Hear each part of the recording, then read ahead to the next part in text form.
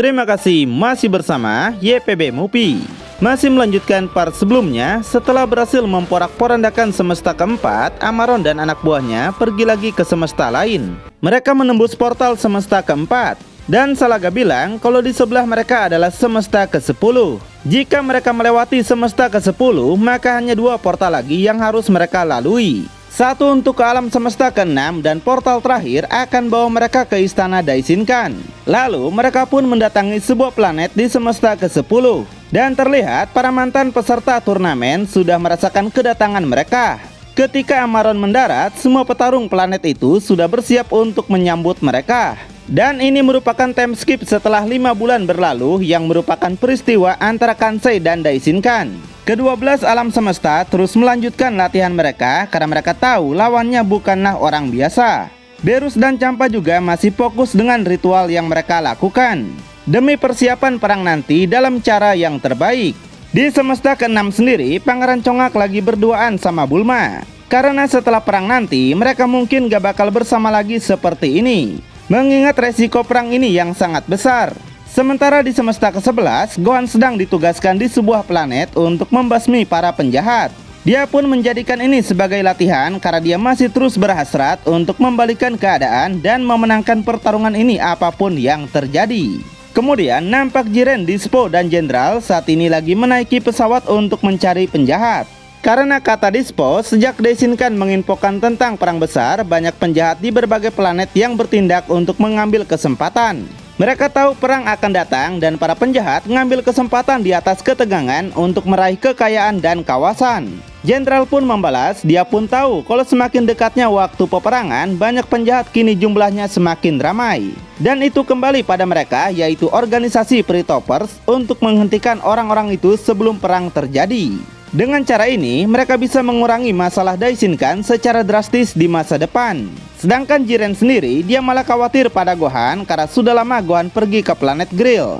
Jenderal membalas kalau Gohan sudah ada di sana selama 3 hari. Dan baru berapa jam yang lalu, Gohan memberi info dan minta mereka untuk datang ke tempatnya. Gohan ingin agar Jiren datang juga ke sana. Jiren pun berkata tidak seharusnya mereka biarkan Gohan pergi seorang diri karena mengingat banyaknya penjahat di planet itu. Jenderal menjawab dia tidak punya pilihan lain karena para anggota Pretopers telah dikerahkan ke seluruh alam semesta untuk menghentikan perang dan membasmi para teroris. Sedangkan untuk Gohan, dia menawarkan dirinya sendiri untuk pergi ke planet Grill secara solo. Gak lama kemudian, sampailah Jiren dan yang lainnya di planet itu. Jiren langsung melihat ke arah Gohan yang saat ini masih berdiam dengan wajah yang serius. Dispo sangat kagum pada Gohan meski hanya dalam waktu 5 bulan, Gohan telah memiliki peningkatan kekuatan yang hebat. Bahkan awalnya mereka sendiri sempat nggak mengenalinya. Dispo pun lalu bertanya pada Jiren apakah dia sudah menyangka bahwa Gohan bisa sampai sejauh ini. Jiren membalas satu-satunya alasan dia berikan ujian pada Gohan demi untuk bayar hutang mereka pada semesta ke-7. Dan hari ini dia gembira karena Gohan adalah salah satu saudara mereka sekarang. Gohan pun lalu menyampaikan tugasnya pada Jenderal kalau dia sudah membereskan semua masalah di planet Grill. Hal itu membuat Jenderal senang.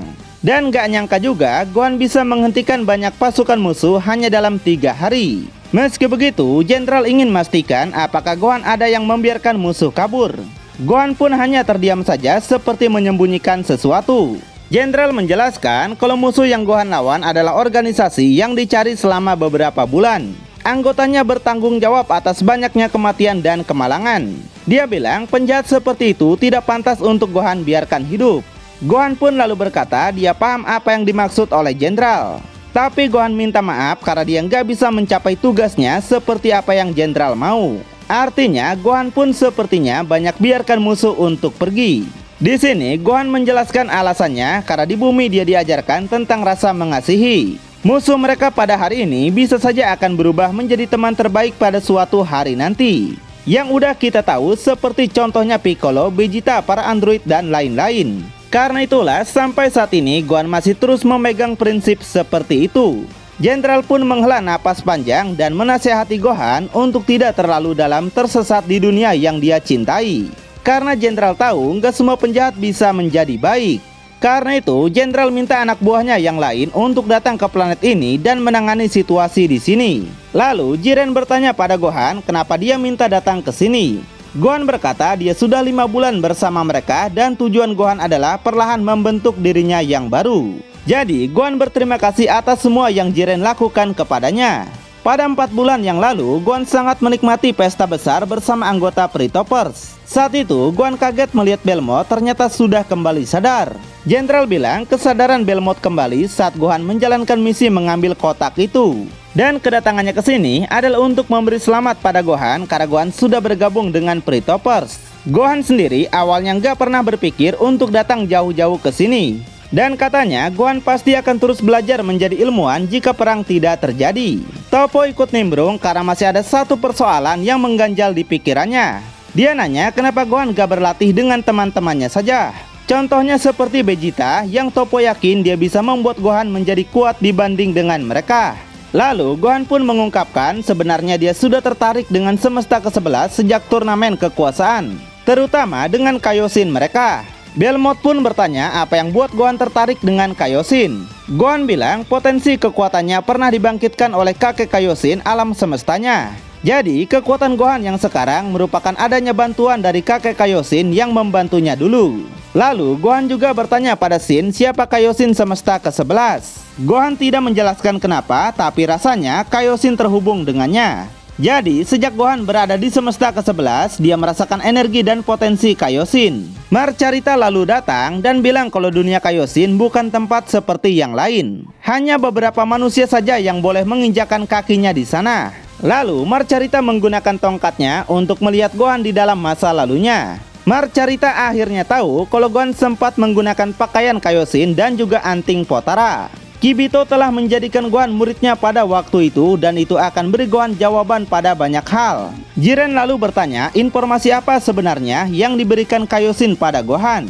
Gohan bercerita bahwa Kaioshin pertama kali muncul sebagai buah emas. Dan buah itu bukan sembarang buah, karena mencakup semua buah emas yang ada di seluruh alam semesta. Dan buah emas yang terpilih akan menjadi Kaioshin. Kaioshin semesta ke-11 yang bernama Chae juga dulunya adalah sebiji buah yang 2-3 kali lebih besar daripada buah lain.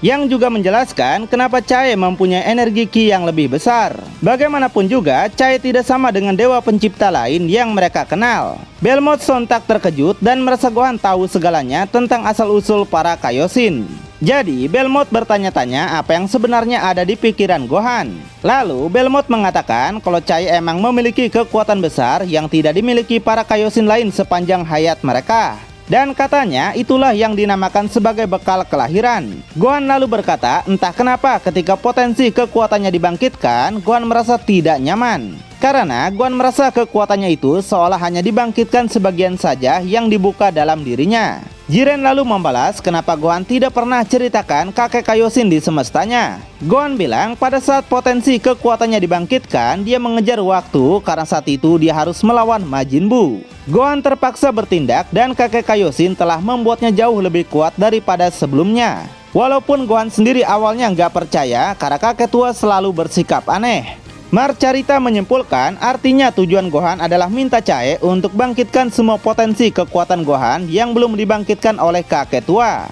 Dan Chae adalah orang terbaik yang bisa bantu Gohan berbuat demikian. Gohan pun menjawab, ya itu mungkin nampaknya terdengar tidak masuk akal. Marcarita pun langsung menyuruh Gohan untuk diam dan kembali fokus melihat tongkatnya. Setelah itu Marcarita bilang dia telah melihat dan bisa merasakannya kalau kekuatan Gohan masih tertidur di dalam dirinya. Langkah-langkah untuk bangkitkan kekuatan Gohan oleh kakek tua emang sudah dilakukan. Tapi katanya hal itu bukan dalam urutan yang benar. Mendengar itu Gohan pun sontak penasaran. Marcarita melanjutkan ketika seorang Kaioshin bangkitkan potensinya ada beberapa langkah yang harus diikuti secara tepat. Dan itu butuhin konsentrasi yang tinggi.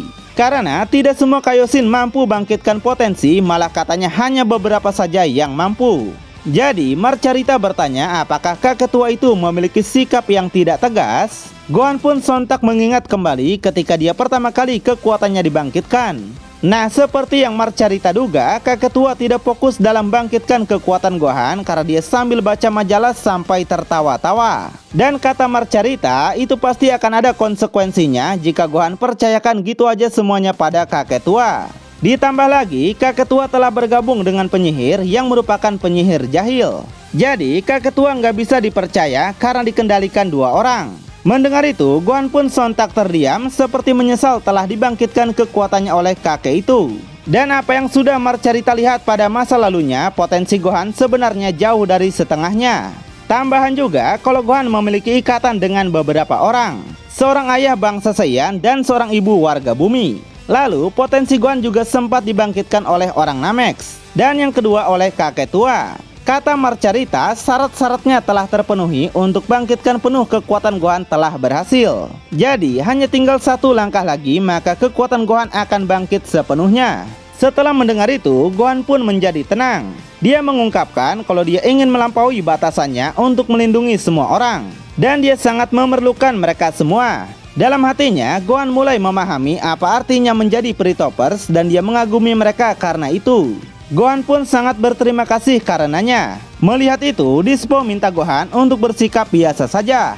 Awalnya mereka pun mencurigai Gohan karena datang ke sini. Tapi karena Gohan sudah menjadi anggota Pre-Toppers, tidak ada lagi persoalan di antara mereka. Kemudian kembali pada masa sekarang, dengan masih berwajah serius, Gohan manggil Jiren. Gohan ingin minta Jiren untuk membantunya. Gohan bercerita sejak masa kanak-kanak, Zamasu bukanlah satu-satunya musuh yang pernah ayahnya hadapi. Dan lawan seperti yang Jiren lakukan di turnamen kekuasaan. Bahkan selama pertarungan Jiren dengan Frieza dan 17, Jiren selalu menjadi lebih baik dalam setiap aspek.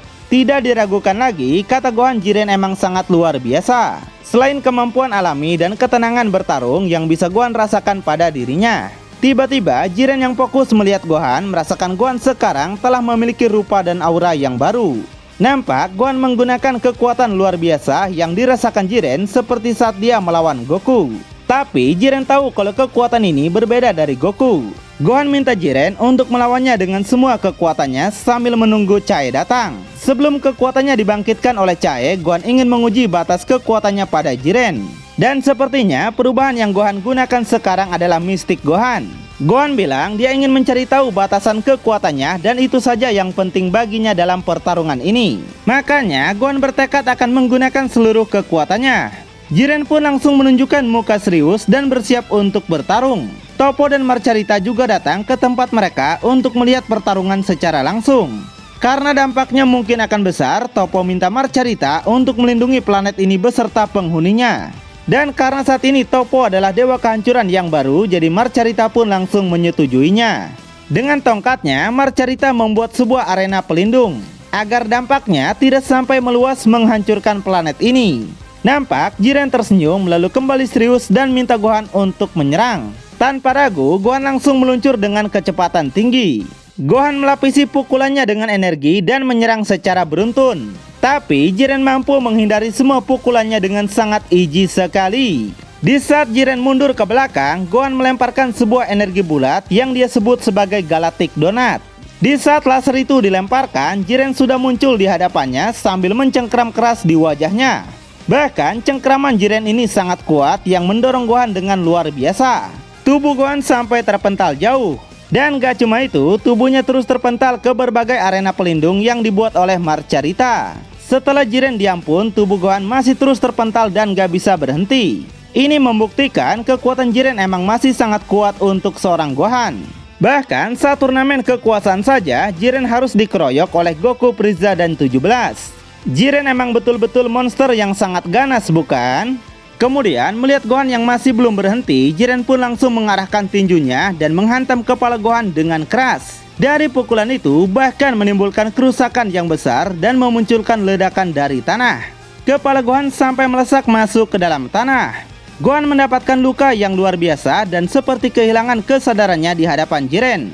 Gak sampai situ, Gohan juga merasakan kesakitan di seluruh tubuhnya dan memuntahkan banyak darah. Setelah itu barulah dia tepar di tanah dan merasa kepalanya benar-benar sakit yang luar biasa. Juga tubuhnya mulai berdampak kepadanya hingga Gohan gak bisa melakukan apapun lagi. Di saat tidak berdaya, Jiren mendekatinya seolah ingin menolong. Namun ternyata Jiren tidak sebaik itu, cuy. Dia malah menjenggut rambut Gohan dan mengangkatnya ke depan. Gohan merasa jika dia sangat tertegun melihat Jiren. Lalu tanpa kasihan, Jiren langsung memukul Gohan kembali dan menghajarnya bertubi-tubi.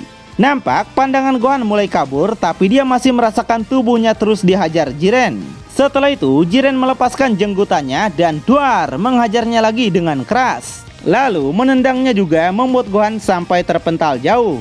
Gohan menghantam dinding pelindung lalu terjatuh tidak berdaya. Tapi Gohan mengingat tujuannya dan dia mencoba untuk bangkit kembali. Meski dengan luka parah, sepertinya dia masih belum menyerah. Toppo pun mengatakan kalau Gohan sebenarnya masih memiliki satu cara. Gohan kembali menguatkan tubuhnya dan berlari untuk melancarkan pukulan. Tapi lagi pukulannya lebih dulu dibelokkan dengan kecepatan Jiren yang sangat tinggi dan muncul di hadapannya. Lalu duar, sekali lagi Gohan mendapatkan pukulan yang keras hingga dia mental lagi. Di saat terdorong mundur, Gohan coba bertahan dan dia bersiap untuk menggunakan jurus andalan Goku yaitu Kamehameha. Jiren pun langsung terdiam melihat itu. Gohan langsung menembakkan lasernya yang nampak memiliki tingkatan yang sangat tinggi. Tapi tiba-tiba Jiren mampu menembus Kamehameha itu dan duar, lagi-lagi Gohan mendapatkan pukulan di wajahnya. Tubuhnya sampai terpental menghantam langit-langit pelindung.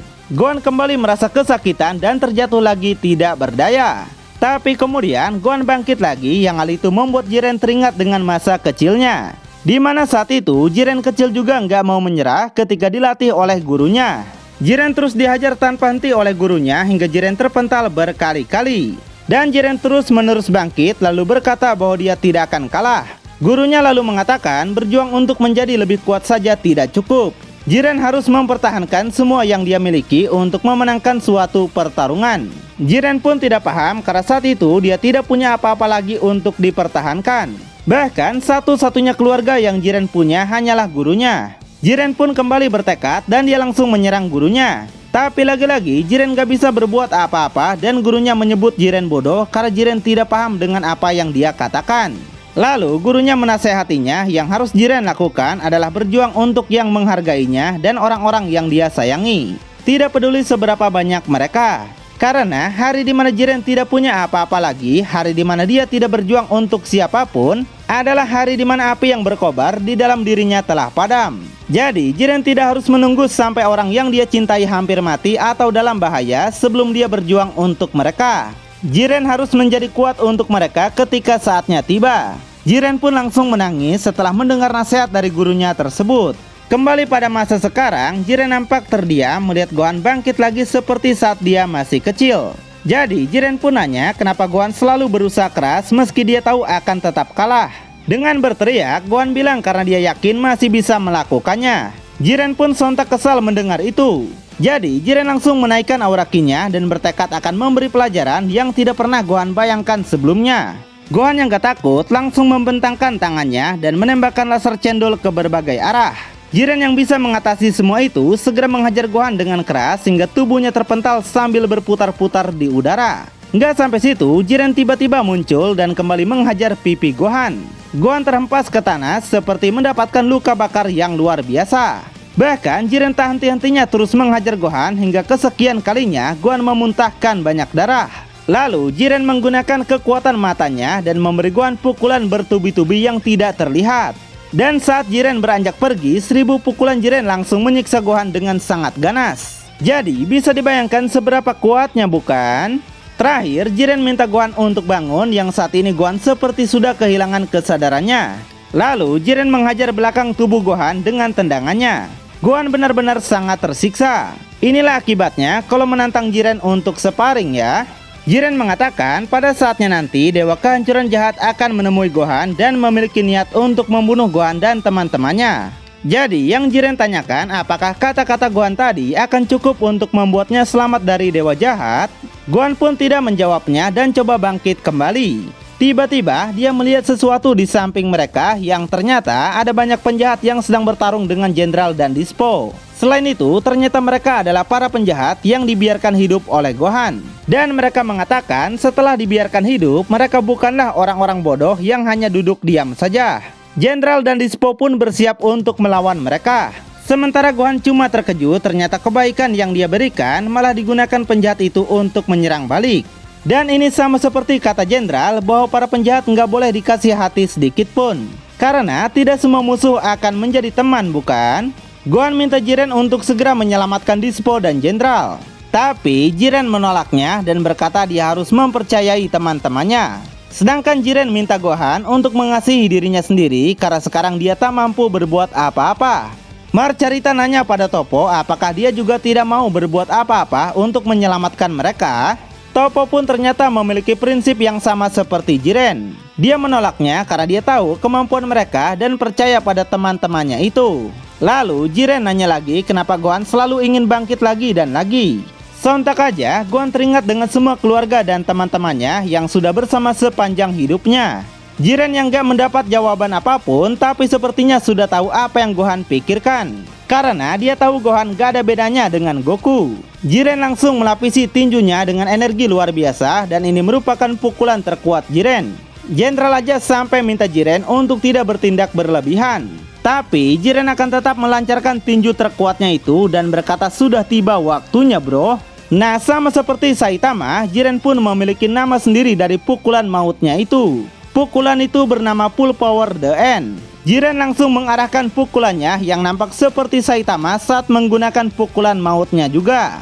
Tubuh Jiren nampak lebih besar, bahkan pukulannya sendiri melebihi besar kepalanya. Tapi di sini Gohan dapat menghindari pukulan Full Power Jiren. Dan pukulan itu menimbulkan ledakan besar yang nampak pelindung yang dibuat Marcarita aja sampai menunjukkan bentuk yang meleot-leot seperti akan hancur. Marcarita pun seperti tengah bersiap-siap jika sesuatu yang buruk terjadi. Nah setelah tadi Gohan menghindari pukulan maut Jiren, dari bawah Gohan ternyata melapisi pukulannya juga. Dia langsung menyerang Jiren dengan sangat keras. Tapi sepertinya Gohan sengaja nggak mengenai pukulannya itu pada Jiren. Gohan sampai ikut melesat di samping Jiren dan nampak pipi Jiren tergores akibat pukulan itu. Jiren pun hanya tersenyum karena sepertinya dia udah tahu ini yang bakal terjadi. Dan dia bangga kepada Gohan. Merasa ini adalah akhirnya, Jiren kembali menggunakan kekuatan matanya untuk menyebarkan energinya ke sekitar hingga Gohan yang kelelahan langsung kehilangan kesadarannya. Tatapan Gohan langsung kosong dan tubuhnya pun terjatuh di tanah. Dispo dan Jenderal yang sudah mengalahkan 3 makhluk tadi tentu sangat senang melihat kerja keras Gohan, yang meskipun kalah tapi mereka bangga. Gohan telah pingsan dengan Jiren yang kembali menunjukkan gaya khasnya. Toppo mengatakan bahwa ini adalah awal bagi mereka untuk 2 tahun persiapan demi melawan Dewa Jahat. Sedangkan dia sendiri tahu Dewa Jahat telah berlatih selama jutaan tahun sebelum mereka dilahirkan. Dan itu sungguh perbandingan yang jauh bukan? Lalu apakah yang akan terjadi selanjutnya? Tonton kelanjutannya di channel YPB Movie, channelnya anime masa kini.